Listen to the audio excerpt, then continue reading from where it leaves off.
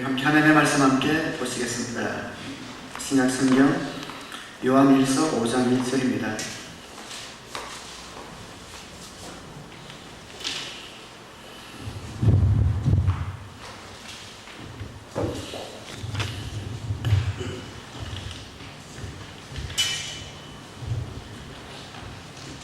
요한일서 5장 1절로 12절까지 제가 봉독해 드리겠습니다. 예수가 그리스도이심을 믿는 사람은 하나님에게서 태어났습니다. 낳아주신 분을 사랑하는 사람은 그분이 낳으신 이도 사랑합니다. 우리가 하나님을 사랑하고 또 그 계명을 지키면 이로써 우리가 하나님의 자녀를 사랑한다는 것을 압니다. 하나님을 사랑하는 것은 그 계명을 지키는 것입니다. 하나님의 계명은 무거운 짐이 아닙니다. 하나님에게서 태어난 사람은 다 세상을 이기기 때문입니다. 세상을 이긴 승리는 이것이니 곧 우리의 믿음입니다. 세상을 이기는 사람은 누구입니까? 예수가 하나님의 아들이심을 믿는 사람이 아니고 누구겠습니까? 그는 물과 피를 거쳐서 오신 분인데 곧 예수 그리스도이십니다. 그는 다만 물로서 오신 것이 아니라 물과 피로서 오셨습니다.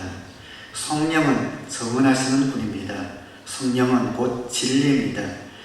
정언하시는 이가 셋인데 곧 성령과 물과 피입니다. 이 셋은 일치합니다. 우리가 사람의 정언도 받아들이거늘 하나님의 정언은 더욱더 큰 것이 아니겠습니까? 하나님의 정언은 이것이니 곧 하나님이 자기 아들에 관해서 정언하셨다는 것입니다. 하나님의 아들을 믿는 사람은 그 정언을 자기 속에 가지고 있습니다. 하나님을 믿지 않는 사람은 하나님을 거짓말쟁이로 만들었습니다. 하나님이 자기 아들에 관해서 정언하신 그 정언을 믿지 않았기 때문입니다. 그 정언은 이것이니 곧 하나님이 우리에게 영원한 생명을 주셨다는 것과 바로 이 생명은 그 아들 안에 있다는 것입니다. 그 아들을 모시고 있는 사람은 생명을 가지고 있고 하나님의 아들을 모시고 있지 않은 사람은 생명을 가지고 있지 않습니다.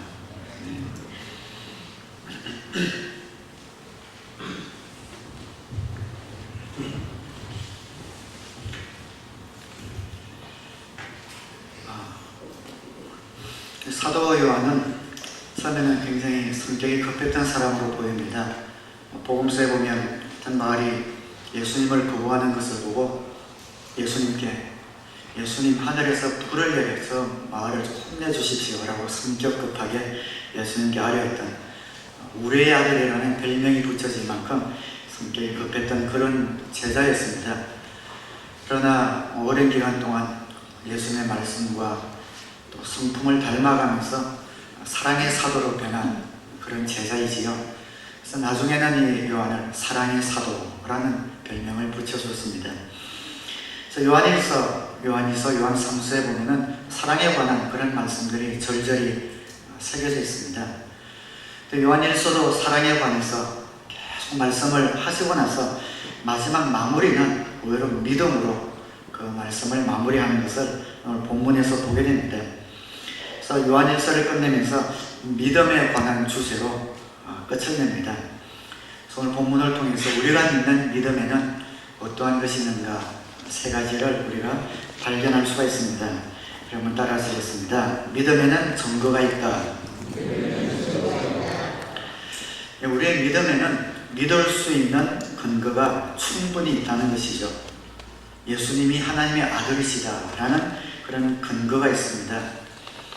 사도 요한은 우리가 믿을 수 있는 그 근거를 세 가지를 들고 있습니다.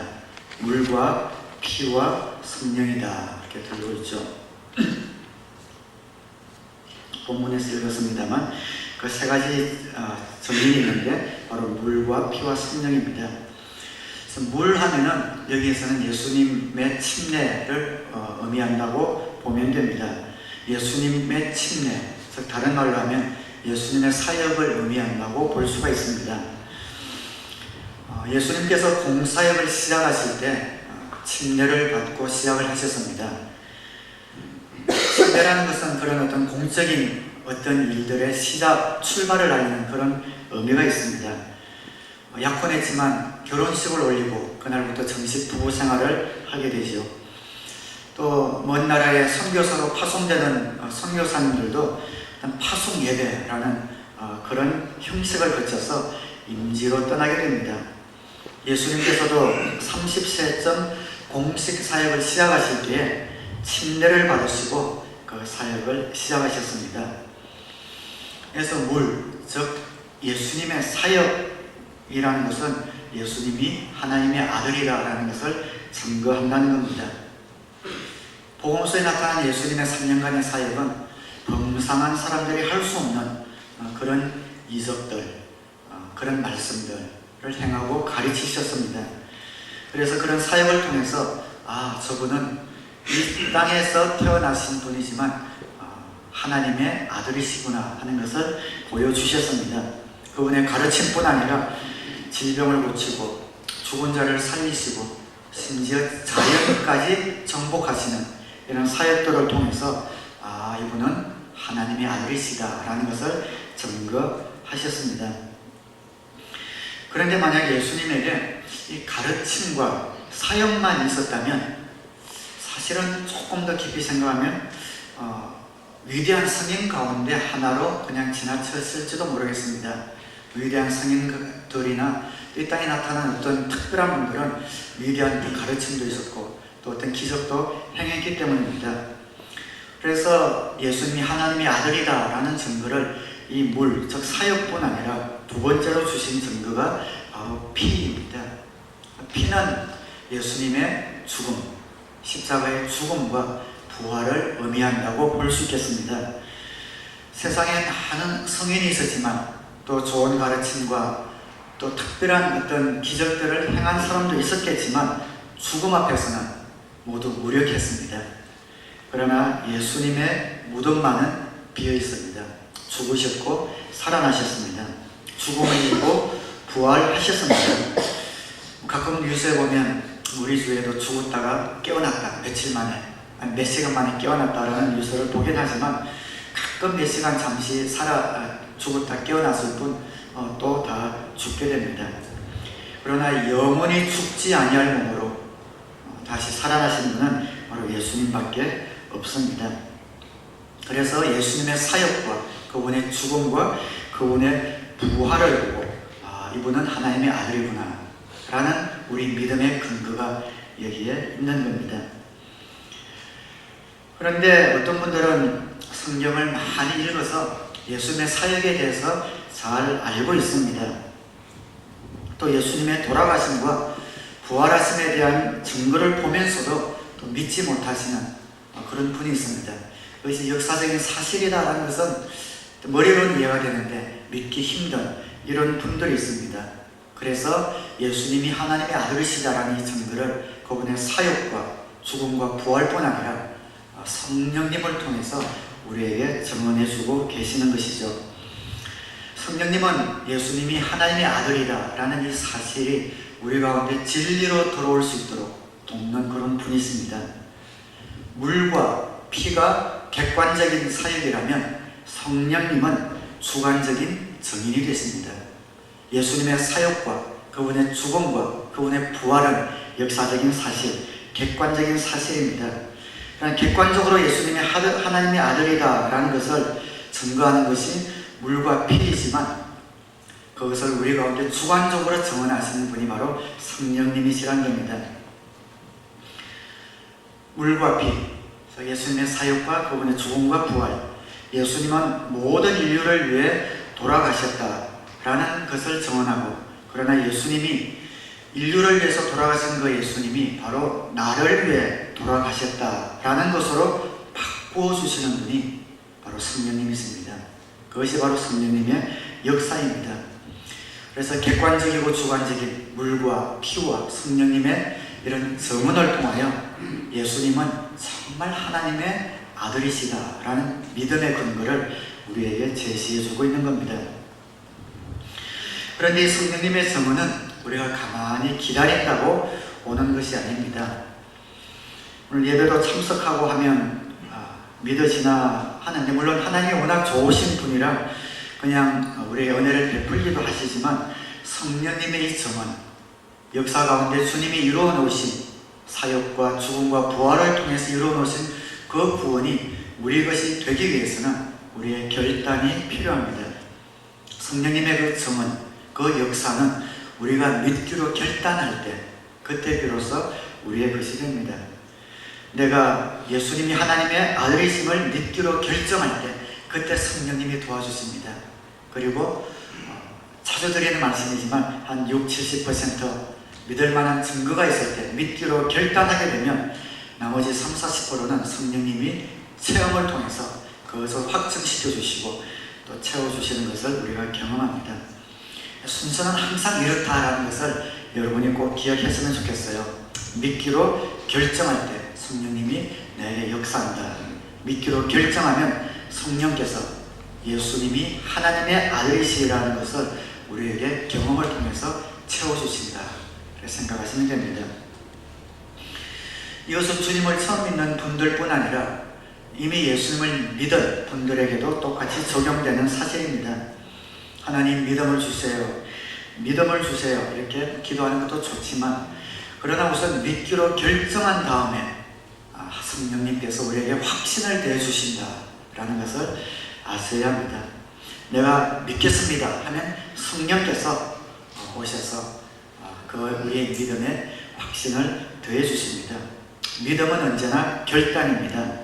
내게 아직 조금의 불안이 남아있고 또 의심이 남아있지만 그러나 믿을 만한 이런 증거가 60-70% 이상 된다면 주님 그렇습니다. 제가 발을 딛겠습니다.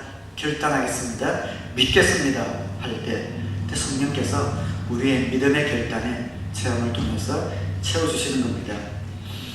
그래서 우리의 믿음에는 근거가 있다, 증거가 있다는 것이죠. 내가 예수님을 하나님의 아들로 믿습니다.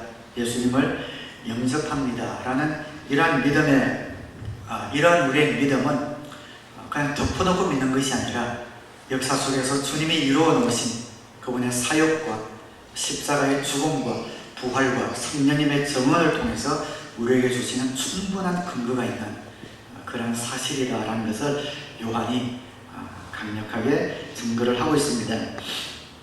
우리의 믿음에 이러한 증거가 확실하기 때문에 이 믿음에는 경고가 따릅니다. 따라하겠습니다. 믿음에는 경고가 따른다. 9절 10절 말씀에 거기에 대해서 잘 나와 있지요. 우리가 사람의 증언도 받아들이거늘 하나님의 증언은 더욱더 큰 것이 아니겠습니까? 하나님의 증언은 이것이니 곧 하나님이 자기 아들에 관해서 증언하셨다는 것입니다. 하나님의 아들을 믿는 사람은 그 증언을 자기 속에 가지고 있습니다. 하나님을 믿지 않는 사람은 하나님을 거짓말쟁이로 만들었습니다. 하나님이 자기 아들에 관해서 증언하신 그 증언을 믿지 않았기 때문입니다. 하나님께서 우리 예수님을 통해서 물과 피와 성령님을 통하여 우리 믿음의 근거를 이렇게 충분히 허락해 주셨는데 나는 그래도 못 믿겠어 라고 하는 사람은 하나님을 거짓말쟁이로 만든다는 겁니다. 세 가지 성인, 물과 피와 성령, 이 성인 뒤에는 궁극적으로 하나님이 계신 겁니다. 예수님의 피와 죽으심과 부활 그리고 성령님, 이 뒤에는 하나님께서 그 증언을 우리에게 주실 하나님이 계시는 것이죠. 예수님이 사역을 시작하실 때 침례를 받고 올라오실 때 하늘이 열리면서 성령이 비둘기처럼 임하면서 하나님의 음성이 들리죠. 이는 내 사랑하는 아들이다. 내 기뻐하는 자다. 주님 하나님께서 증언해 주십니다. 변화산에서 또 신비한 경험을 할 때 또 하나님의 목소리가 들리지. 이는 내 사랑하는 아들이니 너희들은 그의 말을 들으라 라고 말씀하십니다. 하나님이 내 사랑하는 아들이다. 너희는 그의 말만 믿어라 라고 말씀해 주시고 사역을 통해서 범상치 않은 분이라는 것을 알려주시고 죽음과 부활을 통해서 보여주시고 그리고 성령을 통해서 확증시켜 주셨는데 이것을 안 믿는 것은 무엇인가? 예수님이 하나님의 아들이다 하나님께서 그렇게 증언하시고 우리에게 보여주셨는데 이것을 믿지 않는 것은 하나님이 거짓말쟁이다 라는 것과 같다는 겁니다. 여러분 생명의 삶을 다 하신 분들은 아시겠지만 죄는 무엇인가? 죄는 하나님 없이 내가 주인이 되어서 살아보겠다고 하는 것, 그것이 죄의 근본적인 의미였습니다. 하나님이 뭐라고 하든 나는 내 뜻대로 하겠다라는 것이 죄의 근본적인 의미입니다. 하나님이 이렇게 정언하셨는데 믿지 않겠다 하는 것은 하나님을 거짓말장애로 만드는 것이고, 이것이 바로 그래서 경고가 되는 것이죠. 안 믿는 것이 그냥 안 믿는 것이 아니라 하나님을 거짓말장애로 만든다는 겁니다. 요한복음 16장 9절에도 예수님을 믿지 않는 것이 죄라는 것을 이렇게 말씀을 해주고 있습니다. 이런 말씀을 하면 처음 믿을 때 또 처음 믿기 시작하는 분들은 그렇게 질문을 합니다. 예수님의 옛자도 들어보지 못한 우리 조상이나 오지에 있는 그런 소수민족은 어떻게 됩니까? 이 말은 그런 의미는 아닙니다. 우리 조상이라든지 예수님 복음에 대해서 들어보지 못한 사람은 믿지 않아서 죄인이 아니라 양심적으로 살지 않아서 죄인일 겁니다. 여기서 말씀하시는 나를 믿지 않는 것이 죄라라고 주님이 말씀하셨을 때는 여기서 죄인은 이미 복음을 접했지만 그 복음을 거부한 사람을 의미합니다. 하나님이 여러 증거로 보여주셨는데 안 믿는 것은 하나님을 거짓말장애로 만드는 것이죠. 진리이고 신실하신 분이신 그 예수님을 거짓말장애로 만드는 겁니다. 여기 앉아 계신 분들도 옛날에는 그런 삶을 사셨고 그것이 죄인 줄도 모르고 또 그것이 올바른 삶인 줄 알았지만 예수님을 영접하고 나서 그렇게 살았던 삶이 얼마나 어리석고 죄 가운데 있었던 삶이다라는 것을 여러분들이 다 고백하신 것을 우리가 듣지 않습니까? 하나님께서 예수는 내 아들이다, 이는 내 아들이다 하는데도 나는 안 믿겠어 하는 것은 하나님을 거짓말장애로 만든다는 것이죠. 여러분, 우리가 하나님을 불신한다는 것 얼마나 큰 죄인지 알아야 합니다. 하나님의 성품을 이야기할 때 가장 먼저 또 가장 많이 이야기하는 성품은 신실하신 하나님입니다. 신실하신 하나님, 약속을 지키시는 하나님, 참되신 하나님, 이것이 하나님의 아주 중요한 그런 성품입니다. 미국에서는 You are liar, 이게 가장 큰 욕에 속한다고 그러죠. 당신 거짓말하고 있어, 이거 가장 큰 욕에 속하는 욕입니다. 우리 한국 사람은 좀 안 그런 것 같아요. 그냥 거짓말 하지 마, 너무 쉽게 좀 해도 되는 식으로 좀 넘어가는 것이 쉽습니다. 그런 미국 사람들, 서양 사람들에게는 You are liar, 이것이 굉장히 모욕적인 그런 말이 됩니다. 우리가 하나님에게 당신은 거짓말장이요 하는 것보다 하나님을 모욕하는 그런 경고의 말이 없다는 것이죠. 그래서 예수님을 믿지 않는 것이 하나님을 거짓말장애로 만드는 것이고, 이미 믿은 사람들에게는 어떠한 경고인가? 하나님의 약속을 믿지 않는 것, 그것도 하나님을 거짓말장애로 만드는 것과 같을 수 있습니다. 하나님의 약속이 있는데 그것을 믿지 않는 것도 하나님의 마음을 언짢게 하는, 슬프게 하는 그런 행위가 됩니다. 예수님을 주님으로 영접하신 분 가운데 당신 오늘 죽어도 천국에 갈 자신 있습니까? 라고 물어볼 때 글쎄요, 죽어봐야 알죠. 그렇게 이야기할 수 없습니다. 요한복음 1장 12절에는 그러나 그를 맞아들이는 사람들, 곧 그 이름을 믿는 사람들에게는 하나님의 자녀가 되는 특권을 주셨다. 예수님이 약속하셨습니다. 약속하셨는데 글쎄요, 죽어봐야 알죠 라는 것은 그 말씀을 못 믿겠다는 거죠. 하나님이 이러한 약속을 하셨는데 하나님의 약속을 믿지 못하겠다는 겁니다. 그 불신이 큰 경고가 됩니다. 또 예를 들어서 많은 한국 기독교, 한국 교회가 힘을 잃어가고 있는 그런 이유 가운데 큰 이유가 되고 있는 거기도 하는데요. 특별히 사업을 하시는 분들, 정직해서는 사업을 못한다 그러죠. 예수를 믿는 크리스찬이면서도 불구하고 그렇게 정직해서는, 정확하게 법대로해서는 사업을 못한다. 그렇게 하나님의 뜻대로 살다가는 세상에서는 나고자가 된다 그렇게 이야기할 수 없습니다. 하나님은 그렇게 말씀하지 않으셨기 때문입니다. 마태복음 6장 33절 너희는 먼저 그의 나라와 그의 의를 구하라. 그리하면 이 모든 것을 너에게 더하여 주실 것이다. 이건 안 나와 있습니까? 나와 있습니까? 없죠. 네. 마태복음 6장 33절에 그렇게 약속하고 있습니다. 너희는 먼저 그의 나라와 그의 의를 구하여라. 그럼 이 모든 것, 먹고 입고 사는 것 모든 것들을 하나님이 더하여 주실 것이다. 정직하게 살면 사업이 안 되고 성경대로 살면 사회에서 나고자가 된다. 무슨 말입니까? 하나님이 뭐라고 하시는지 간에 나는 그 말 못 믿겠다는 겁니다. 그건 성경에 그냥 기록되어 있는 말이고 우리가 사는 방식은 그렇게 살아서는 안 된다는 겁니다. 하나님의 약속을 무시하는 것이고 하나님의 약속을 믿지 못하겠다는 겁니다. 이것은 믿는 사람들에게 큰 경고가 됩니다. 요한일서 5장 3절에는 그분의 계명은 무거운 짐이 아니다 라고 말씀하고 있습니다. 근데 주위에서 믿는 분이나 새로 믿는 분이나 신앙이 성장한 분들 가운데 어떤 분은 예수 믿는 것이 힘들어요. 주님 뜻대로 사는 것이 힘들어요. 이런 분들이 있습니다. 물론 그 마음이 무슨 의미인지 그 마음은 압니다. 무슨 말인지는 압니다. 그러나 성경에는 주님의 계명이 힘든 것이 아니고 주님의 뜻대로 사는 것이 힘든 것이 아니다 라고 말씀합니다. 나한테 문제가 있는 것이지 분명히 그 계명은 하나님의 말씀은 무거운 짐이 아니다 라고 하지 않았습니까? 그런데 그 계명이 나에게 짐이 되어서 신앙생활은 힘든 것이고 또 이 믿음생활 주님 뜻대로 사는 것은 굉장히 힘들고 어려운 일이다 라고 하는 것은 잘못됐다는 거죠. 그 계명이 무거운 것이 아니라 내가 무엇을 잘못하고 있지 않나 발견하려고 해야 된다는 겁니다.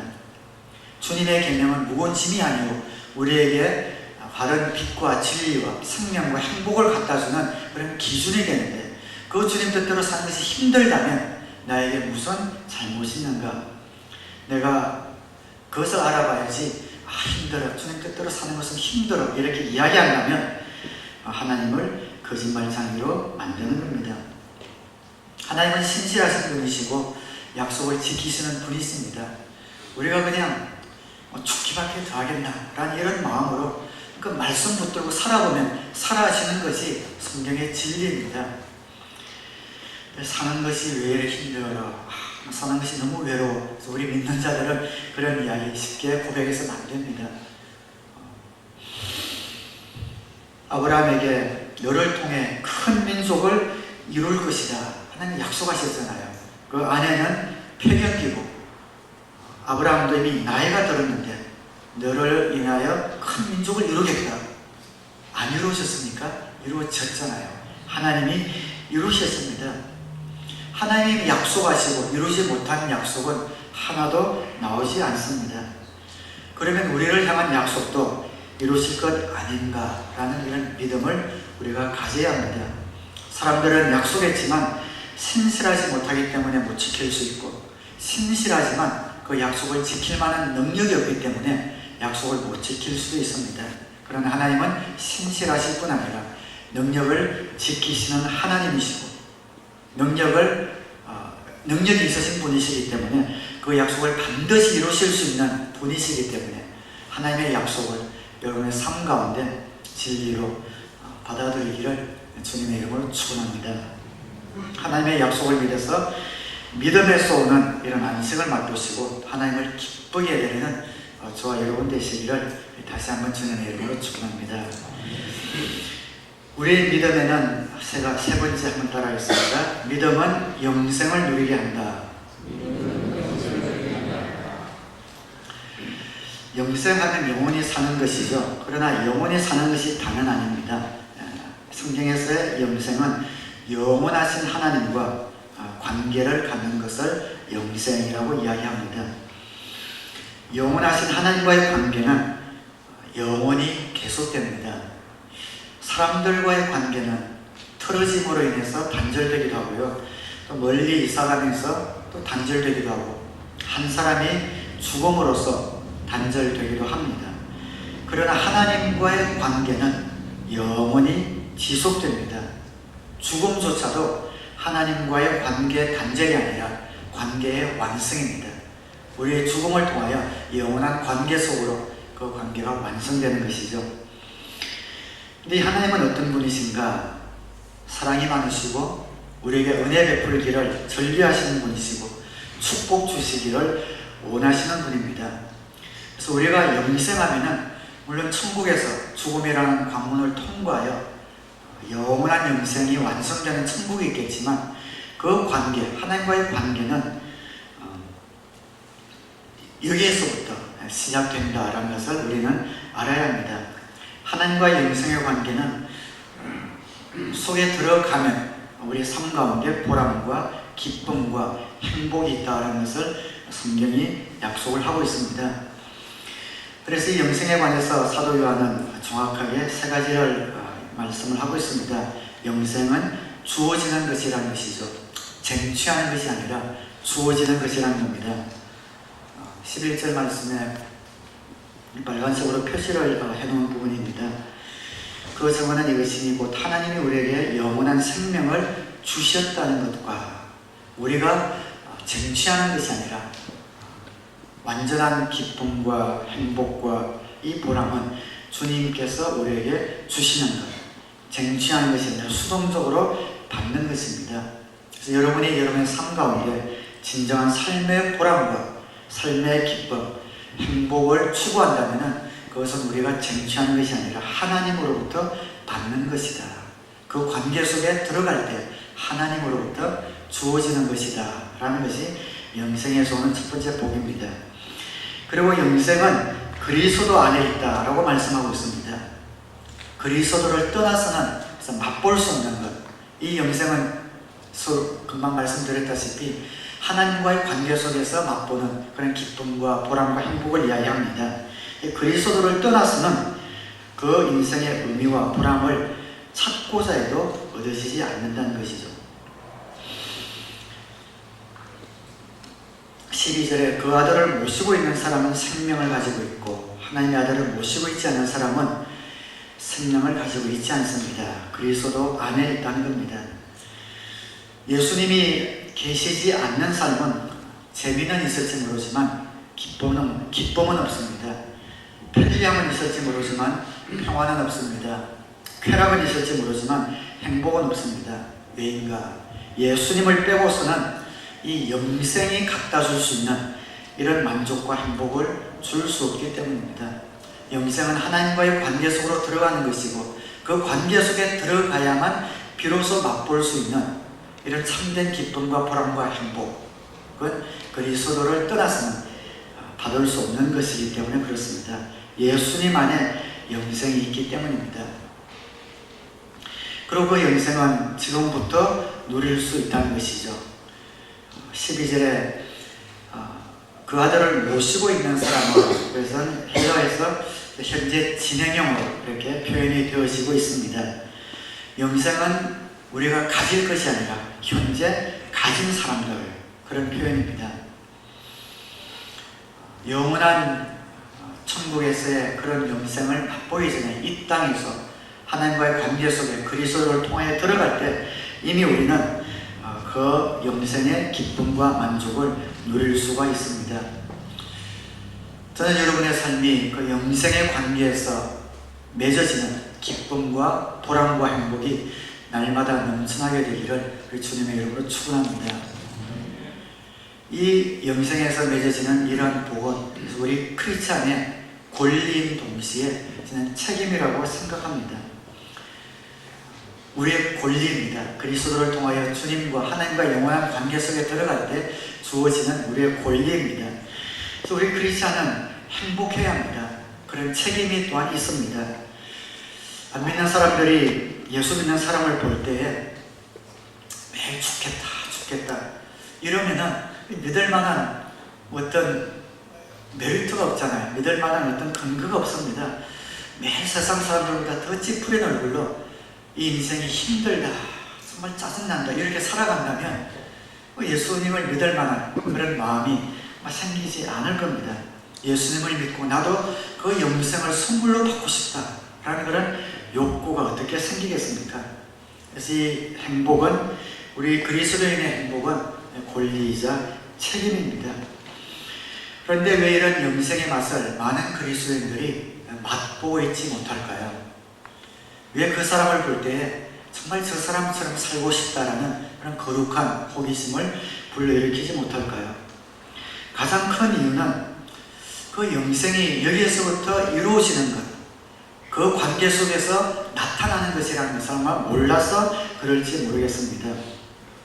그리고 제일 큰 이유는 아마 해결되지 않은 죄 때문에 그럴 겁니다. 예수님을 영접하고서도 영생을 맛보지 못하는 것은 이 영생이 그리스도 안에 있다라는 것을 또한 모르기 때문에 그러지 않은가 싶습니다. 예수님을 믿고 천국 가는 그런 신분의 구원은 우리가 이루어 놓았는데, 우리의 날마다의 삶 가운데서 이 영생의 관계에서 나오는 기쁨과 보람과 행복을 누릴 수 있다는 것을 모르기 때문인 것 같습니다. 많은 사람이 천국 가기 위해서, 또 지옥 가기 싫어서 예수님은 영접했지만 진짜 보람과 기쁨은 딴 데서 찾으려고 하기 때문에 그러지 않은가 싶습니다. 주님은 믿지만 이 땅 사는 재미는 그 영생의 관계에서 찾으려고 하지 않고 세상에서 찾으려고 하기 때문에 그 삶 가운데 진정한 기쁨이 깃들지가 못하는 것이죠. 가장 답답한 사람들이 아마 그런 사람들일 것 같아요.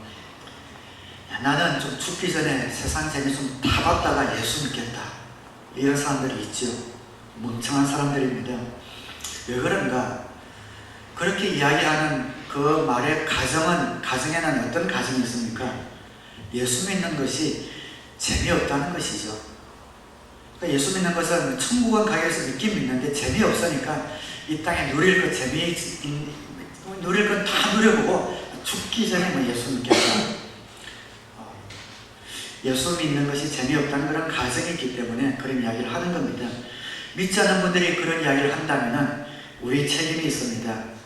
예수 믿는 것이 재미있다는 것을 보여주지 못했기 때문입니다. 예수 믿는 것이 재미없는 것처럼 그들에게 비추어졌기 때문에 그럴지도 모릅니다.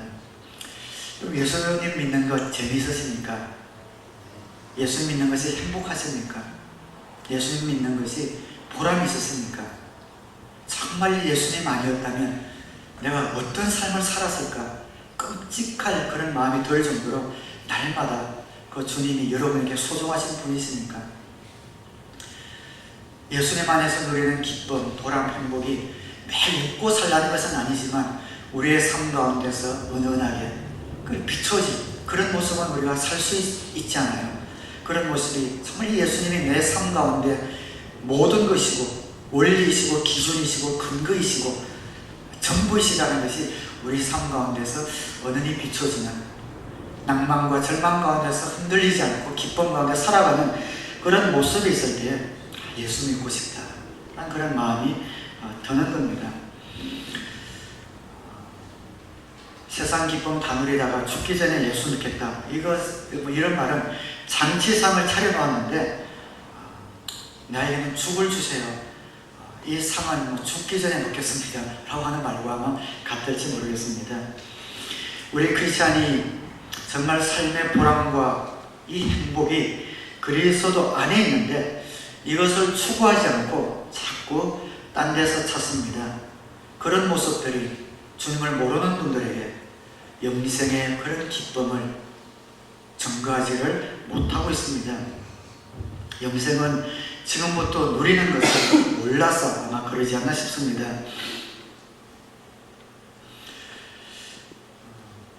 그리고 저희 교회는 그래도 목장에서 처음 오시는 분들이 크리스찬의 모임, 믿는 사람들의 모임이 이런 모임이라면 정말 믿어보고 싶다라는 그런 호기심을 불러일으키는 모습들을 갖추고 있는 것이 그래서 얼마나 큰 축복인지 모릅니다.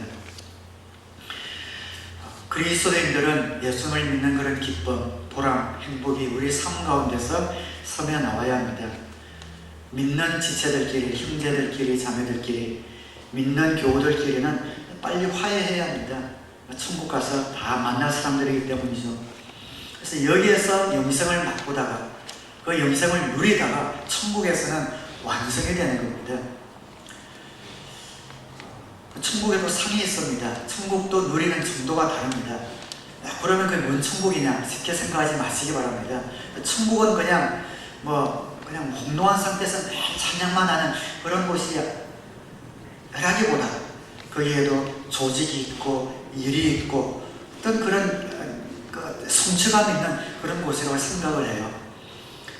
천국을 누리는 정도가 아마 천국에서 받는 상 중에 가장 큰 상이 될 겁니다.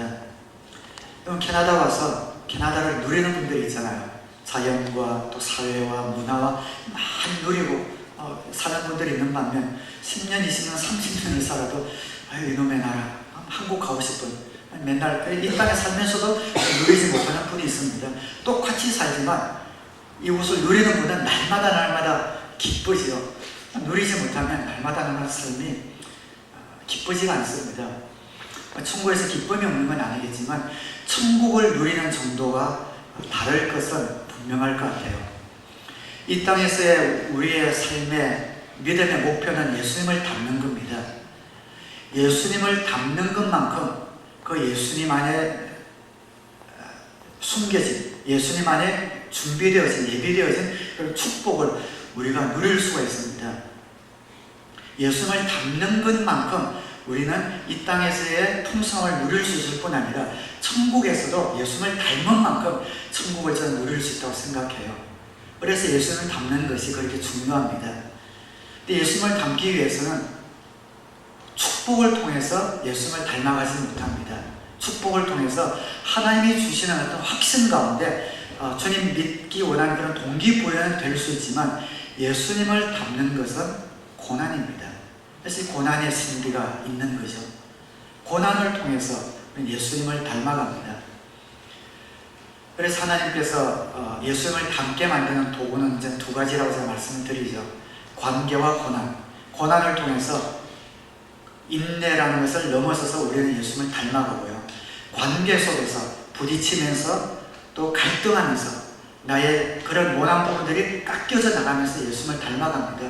예수님을 닮아가는 것은 고난과 관계 이 두 가지밖에 없어요. 그래서 여러분 목장에서 혹은 교회에서 혹은 여러분의 신앙 생활 가운데 여러분을 힘들게 하는 분들이 있잖아요. 그분들이 천사입니다. 왜 그런가? 여러분이 예수님을 닮아갈 수 있도록 도와주는 분이기 때문에 그렇습니다.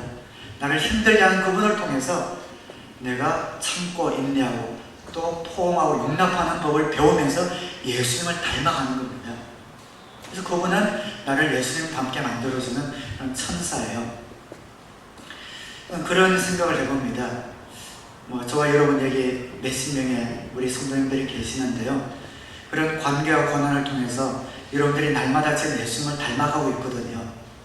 근데 한 시간 뒤에 예를 들어서 예수님이 오신다 라고 생각을 해봅시다. 예수님이 오셨습니다. 예수님이 딱 오시면은 이 상태에서 저와 여러분들 각자 한 분 한 분이 예수님을 닮아간 정도가 다 틀릴 겁니다. 그죠? 만약에 숫자를 10이라고 놓고 온다면은 내 신앙생활 가운데 관계와 고난을 통해서 예수님을 그만큼 닮아간 분도 있을 것이고, 예수님을 처음 믿었을 때처럼 그냥 내 성질대로 하고 싶은 거 다 하면서 살면서 조금도 닮아가지 못하고 구원은 받았지만 처음 발걸음을 뗐을 때 그 모습 그대로 1이나 2에 머물리는 사람도 있을 거고, 어떤 분은 5, 6, 7 어느 정도에 머물러 있는 분도 있을 겁니다. 그 상태에서 그대로 천국을 가는 겁니다. 천국에서는 이제 더 이상 예수님 닮게 만들어준 사람이 없거든요. 우리를 괴롭게 하는 사람이 없어요. 그 고난도 없어요. 그러니까 더 이상 거기서 우리를 더 예수님 닮게 만들어주는 것이 천국에 없고, 이 땅에서 우리를 예수님 닮게 만들어준 그 위치에서 우리가 죽는다든지 예수님이 오시면 그 모습, 그 수준, 그 정도에서 각자 다른 정도에서 그대로 천국을 가는 겁니다. 그 정도만큼 천국을 우리는 누리게 되고 그것이 우리에게 주어진 큰 상입니다. 물론 그곳에는 기쁨과 행복과 보람만 있습니다. 그렇지만 그곳에서 그 하늘나라를 누리는 그 기쁨의 정도가 틀린 것이 우리에게 주어지는 상 가운데 큰 상이 아닐까 싶습니다. 그래서 이 땅 가운데 살아가면서 예수님 닮아가도록 만들어주는 그러한 것들 기쁨을 여기시고, 또 이 땅에서도 우리가 충분히 예수님을 닮아간 만큼 천국을 누릴 수 있다는 것을 꼭 기억하셔서 여러분의 삶이 믿지 않는 분들에게 행복과 기쁨과 보람을 전달해낼 수 있는 그런 삶의 통로가 되시기를 주님의 이름으로 축원합니다. 말씀을 내주려고 합니다. 어떤 분들은 예수님을 믿으면서 행복하지 않기로 결심한 분처럼 보이는 분들이 있습니다. 왜 그런지 모르겠지만 신앙생활이 투쟁입니다. 예수 믿는 것이 부담입니다. 예수 믿는 것이 희생이고 또 짐입니다. 억지로 믿는 이런 분들이 있습니다. 믿어주는 것 같아요. 간신히 믿어주는 것 같은 그런 분이 있습니다. 행복하지 않기로 결심한 것 같아요. 행복하지 않으려고 결심한 분들은 하나님도 어떻게 하지 못할 것 같아요. 그러나 오늘 이 말씀을 통해서 영생은 하나님과의 관계 속에 들어가는 것이고, 그 관계 속에 들어가야만 비로소 맛볼 수 있는 참된 기쁨과 보람과 행복이 있는데, 그 행복은 여기에서부터 시작되는 것이다 라는 것을 여러분들이 깨달으셔서, 영생은 지금 시작된다는 것을 아셔서 천국의 맛을 여러분이 있는 이곳에서 날마다 맛보게 되시기를 주님의 이름으로 축원합니다. 여러분의 목장에서 그 맛을 맛보시고, 여러분의 가정에서 그 맛을 맛보시고, 친구끼리 또 그 맛을 맛보셔서 완고하고 강팍한 이러한 세상 사람들이 저와 여러분들의 모습을 볼 때에 참된 영적인 기쁨이 느껴지는 그런 분들이 되셔서 우리의 믿음 안에 주님께서 약속하신 그 놀라운 풍성함을 맛보며 살아가시기를 다시 한번 주님의 이름으로 축원합니다. 기도하겠습니다.